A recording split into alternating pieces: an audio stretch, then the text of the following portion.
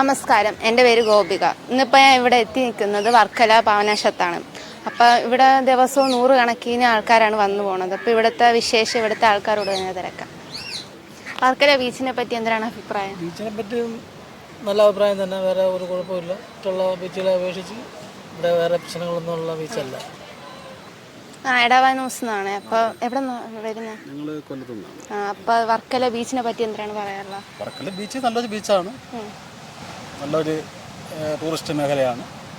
പക്ഷേ ഇവിടുത്തെ ഈ പ്രശ്നങ്ങളുണ്ടല്ലോ, ഇവിടെ പട്ടികളും ഈ പിന്നെ വൃത്തിയില്ലായ്മയും അങ്ങനത്തെ കുറേ പ്രശ്നങ്ങളേ ഉള്ളൂ. വേറെ അതിനകത്ത് ഒന്നും കാണുന്നില്ല. ചേട്ടാ, എടവാനൂസ് എന്നാണ്. ഇപ്പം വർക്കല ടൂറിസ്റ്റ് മേഖലയെ കുറിച്ച് എന്താണ് അഭിപ്രായം?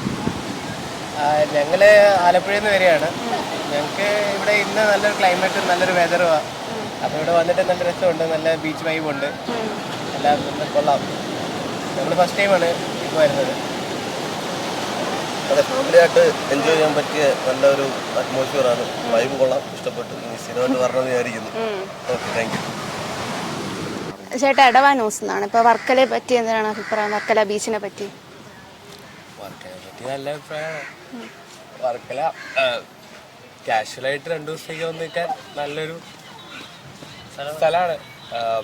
ബീച്ച് അൺയൂഷ്വലായിട്ടൊന്നുമില്ല, നോർമലൊരു ബീച്ച്. അങ്ങനെ അത്രയ്ക്ക് ഹൈപ്പിനൊന്നുമില്ല. ഇമ്മ വന്ന് 2 ദിവസം നിന്നിട്ട് പോവാം. വർക്കല ബീച്ചിനെ പറ്റിയുള്ള ജനങ്ങളുടെ അഭിപ്രായം കേട്ടല്ലോ. ഇതാണ് ഇവിടുത്തെ വിശേഷങ്ങൾ.